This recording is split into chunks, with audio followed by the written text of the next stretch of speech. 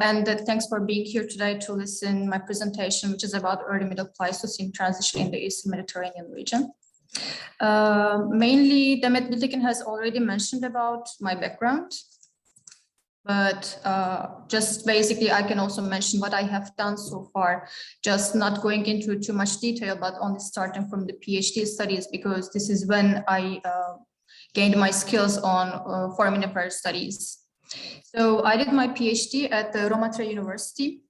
My PhD thesis titled Late Cenozoic Uplift, Active Tectonics and Natural Hazards of the Central Anatolian Plateau, Southern Margin, Turkey. Although it looks like it deals too much with tectonics, it is not. I studied with a group who were full of experts on tectonics, stratigraphy, biostratigraphy. And there I gained my skills learning the concepts of foraminiferal micropaleontology, biostratigraphy, and application of foraminiferal biostratigraphy to various subdisciplines that includes uplift subsidence processes, paleoclimate, and paleoenvironment analysis.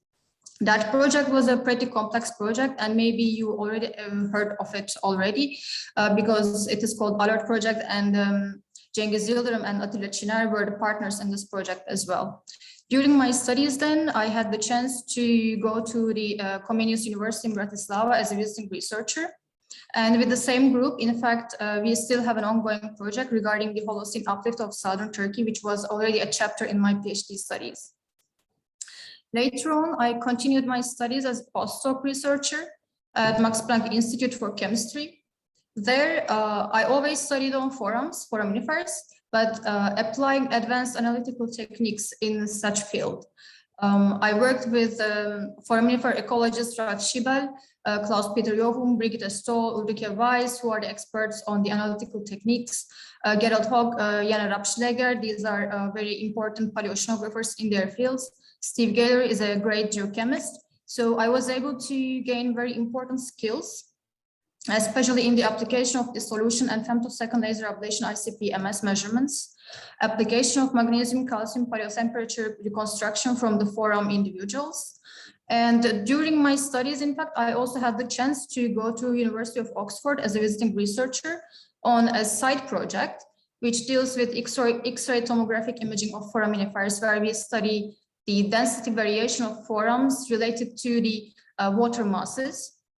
I still have many ongoing projects from my postdoc studies with lots of researchers from different parts of the world. Just basically to give you an idea, what are those advanced techniques that we apply on forams, I will just mention about my postdoc study. That practically we apply this laser ablation ICP-MS, which is a trace element analysis on foram individuals. We make drill holes obtaining the trace element concentration. Especially we focus on magnesium calcium, as you can see here. Magnesium calcium is a proxy for paleotemperature of the seawater. So when we look at the Caribbean Sea here, which deals with my postdoc studies, I studied the thermohaline circulation through the closure of the Central American Seaway, which used to be open once upon a time. And due to the uplift of the northern Andes, the seaway closed, so there was no connection between the Atlantic waters and Pacific waters anymore. That changed the oceanographic conditions in the Caribbean Sea. And we wanted to document how these oceanographic conditions changed in the deep water masses, because that deep water mass also triggered the Northern Hemisphere glaciation later on. So our results documented very well that this closure occurred in 4 stages, and 4 different intervals changing the bottom water temperatures. So the deep thermohaline circulation change occurred in long term, not suddenly directly on the onset of the Northern Hemisphere glaciation. One important part of the study was to introduce a new proxy, again, trace element analysis, which was sodium calcium ratio. And we have documented that, in fact, foraminiferal sodium calcium ratio is a new proxy for paleosalinity. What does it mean now? If you are very familiar with stable isotope equation of Shackleton that was established in 1974, this equation has 3 unknown parameters, which is temperature, isotopic composition of the carbonate, in this case, which is the foraminifer tests, and isotopic composition of the water. Now, making the measurement of stable isotopes from the forearm test, we can get this component. And with magnesium calcium paleotemperature, we can get the temperature component. And applying this in this formula, we can see what is this seawater composition stable isotope of the seawater. So this residual, in fact, this seawater isotopic composition gives us the salinity. And we compare with our sodium calcium measurements, we can see that this curve, in fact, matches quite well. So this study still needs to be improved better, but these are the things that these are just a few examples what we can do with that kind of analytical techniques. But now here I am as a visiting researcher, as a TÜBİTAK fellow. I will be studying on early middle Pleistocene transition climate conditions in the Eastern Mediterranean region within a collaboration or benefiting from the MCOR facilities. In this study, there will be Demet Biltekin, Kadir Eriş, Dursun Acar, who is going to help me with XRF measurements. A colleague from France, Frédéric Pulvere, Domenico Cosentino Ezzoliozzi, Paolo Cipollari from Italy, and Suheyla Kamur from Süleyman Demirel University. So in this study, we will be using some marine successions in southern Turkey. These Tol and Güle sections were the sediment outcrops that I had worked during my PhD studies, and they are located in Mersin. In addition, we have new successions, Manavgat and Kargı sections in Antalya. We are going to add this in our analysis as well. So to conduct this study, age model is very important because this is one common problem in southern Turkey, that most of the Pliocene deposits are in need to be revised for their ages, which they are not in fact Pliocene deposits, but rather Pleistocene deposits. And according to our published study, we already have the age model for Güle section and the Tol section. We have obtained this information applying foraminiferal biostratigraphy and the calcareous nanoplanktons. We were lucky to have some subpropel layers at the bottom part of the section that we have used them as a correlation tool, correlating with the Riga section in southern Italy. And according to our results, in fact, Güle section falls within the time interval between 1.7 million years and 1 million year. On the other hand, Tol section is the younger part of the marine succession. And according to nanoplankton data that we have, the top part of the section should be around 0.46 million years. So after that, the region experienced a strong uplift. However, this is not going to be the part of my topic today. And we also have the age model from Antalya sections. From Kargı, we have just published, and the Manavgat section is in fact is an ongoing study. According to our results, Kargı section was deposited in time interval between 154 million years and 136 million years, which in past they used to think that it was Pliocene age, but instead it is Middle Pleistocene. According to our preliminary result, Manavgat section should be younger than 0.76 million years due to the presence of Globigerina callida, which is an important marker species in the region. But to understand, we have to ask ourselves, what is early middle Pleistocene transition? Why should it be so important? Now, this is the transition that occurred sometime between 1.2 and 0.7 million years ago. There are two opinions how it might have occurred. One says that there was the change in Earth's axial tilt and eccentricity that caused the shift between 40 kiloyear cycles with 100 kiloyear cycles. The other idea is the regolith effect. It is suggested that silicate weathering lowered the atmospheric carbon dioxide. This resulted in cooling of the oceans, triggering the glacial periods. Because what happened then, with this transition, we started to have stronger glacial periods and abrupt climate shifts.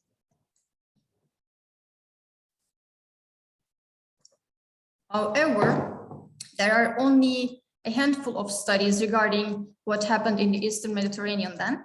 This is one of the most important studies conducted in 2015 from ODP side in southern part of Cyprus. Their data set lasts for the last 1.2 million years, which technically covers the early middle Pleistocene transition. They have used a titanium-aluminum ratio for aeolian versus riverine input to study climate shifts. They have used benthic foraminifera stable isotopes here. When we look at their plot, in fact, we can see all those asymmetric curves, which is similar to 100 kiloyear cycles. So it looks like for the last 1200 years, we have only 100 kiloyear cycles. So this is the point. We do not know what have happened before. Where are the 40 kiloyear cycles? In fact, we have no prior data in this part, and there are some small issues with this study that they have applied benthic oxygen isotope. However, it is not species specific. And if it is not species specific, there's a bias. The other bias is the Nile River input that is exerted to the stable isotope values. Another study from the Eastern Mediterranean region is from the Rhodes Island. It is close by Turkey, and it was from Lindos Bay Formation. In this study, they have grouped the planktic foraminifers as warm water species and cool water species. They have applied stable isotope measurements, and they were able to identify many glacial interglacial cycles, as you can see here. However, their age interval is rather short. In any case, to these stable isotope measurements, they have applied this frequency analysis. And according to their result, there is an increase in 100 kiloyear frequencies after some time. And they were able to notice three important peaks. Here, 31 is the marine isotope stage 31. It is rather symmetrical. However, 25 and 23 are asymmetrical, which these cycles correspond to maybe 100 kiloyear cycles, which are supposed to be asymmetrical. However, as I mentioned, the age interval is not complete. They do not have a pollen data to compare climate shifts. And in fact, there is a small problem with their paleodepth model because it is not very accurate. Hence, their sea level changes do not show very, their sea level changes are not so accurate as well. So in Western Mediterranean, we have rather multi-proxy study that they consider pollen climate index and the planktic forum stable isotope data. They have identified many interglacial glacial shifts. And as you can see, they start with small cycles, like 40 kiloyear cycles, and then they start to get larger, like 100 kiloyear cycles. However, the age interval is always a bit short. One other comprehensive study is from the Central Mediterranean, applied to Montalbano Ionico section in southern Italy, located here. It's an on-land section. They have applied clumped isotope thermometry, and they have used also pollen data. According to their results, they saw that the glacial cycles do not show much temperature variation in between times here. So they thought that if the temperature during the glacials do not vary that much, then the climate conditions during the 100 kiloyear cycles and 40 kiloyear cycles were rather stable.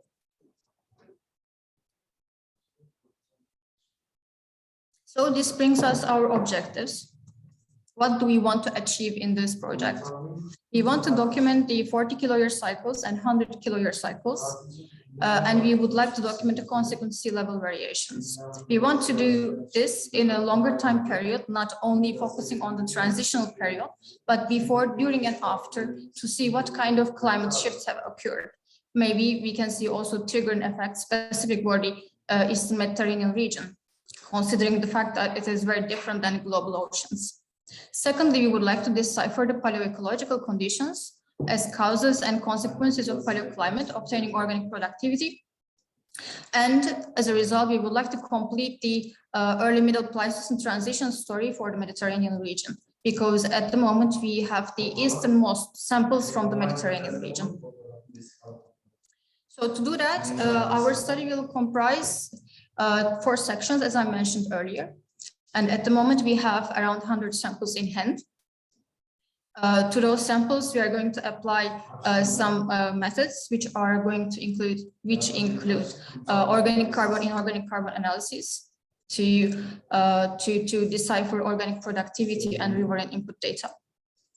We will apply palynology on pollen and palynomorphs Polymorphs are rather very important for me because some polymorphs, which are dinoflagellates, show symbiosis with some forum species, which are important for paleoecology data. We are going to apply XRF measurements to understand when was the riverine input, if they were in cycles, because it refers to interglacial periods. We are going to measure our samples, forum samples directly for stable oxygen and carbon isotopes. This is going to help us to decipher the glacial interglacial transitions, sea level variation, and organic productivity. And we are going to compare all our data set with micropaleontological data, which is assemblage studies. And we already have we already have the micropaleontological data in hand because of our previous studies. And we are going to conduct this project within collaboration with several institutes, starting with, of course, Eurasia Institute for Sciences, TÜBİTAK, and EMCO facilities. There will be Claude Bernard University in Lyon, in France. There will be Roma Tre University in Italy, and there will be also Süleyman Demirel University in Sparta. So, as I mentioned before, we already have our assemblage data from planktic and benthic foraminifers. This is from Gülnar and Güle and Tol sections, but we also have from Kargı section. And we already have the paleodepth calculations from the sections that show us the position of these sections occurred around 400 meters of sea level. And we have also applied some statistical analysis on planktic forum assemblages from Güle and Tol sections. This is very interesting because our statistical analysis revealed that there was one main ecological factor controlling Tol section. However, Güle section had 3 ecological factors, which were nutrient level, coastal distance, and temperature. And we already have some preliminary data. According to our measurements that I have been doing for the last 2 months here, we have some total carbon, inorganic carbon, and organic carbon results from both sections. And this is very interesting because these stars represent our visually identified subpropel layers. As we can understand that if there is subpropel layer, then we are speaking about organic productivity. However, when we look at those graphs, there is something awkward at first sight, such as we do not have maybe some total carbon results at some levels, but how can we have inorganic carbon? So to understand this, if really we are speaking about organic productivity or not at those peaks, we have to understand the working principle of a TCIC analyzer. So how it works. Our material is burnt. Yes. Bir araya girebilir miyim? Arkadan bir ses geliyor galiba. Sizden geliyordu. Doğru. Ofis arkadaşım. Telefonda konuşuyordu da. Tamam. Onu uyarmak istedim. Biraz çünkü sesi o tarafa çekiyor mikrofon sizin sesiniz. Pardon. Bir telefonda konuşması vardı herhalde, bitti şu anda. Tamamdır. Devam ediyorum. So we have to understand how the TCIC analyzer works. We have our material burned at 900 degrees through catalytic oxidation combustion technique. After this oxidation, organic carbon is converted to carbon dioxide, and generated carbon dioxide is measured through the sensor to obtain the TC content. Inorganic carbon analysis instead is conducted with acidic reaction. So there are 2 separate steps. It means that for TC content, we need organic carbon. If there is no organic carbon, the sensor cannot measure anything. It means that we are really looking at some organic productivity levels, and probably there is no organic productivity afterwards at some levels as well. This brings us a question that we didn't have in our mind. Maybe we are looking at the oligotrophication of the Eastern Mediterranean. And because here we start with high organic productivity and later on we do not have anything. However, when we look at the younger Tol section, we see some intervals. This is another question. Is it occurring periodical? Is there any relation to onset of the early middle Pleistocene transition? So these are new questions that we have also in our minds. And to answer these in the very near future, we will conduct a fieldwork for high resolution sampling we are going to complete our pollen data set. We have to finish our XRF measurements, and we have to send our samples for stable oxygen and carbon isotope analysis. Afterwards, we finish the field work. So at the moment, thank you for your attention.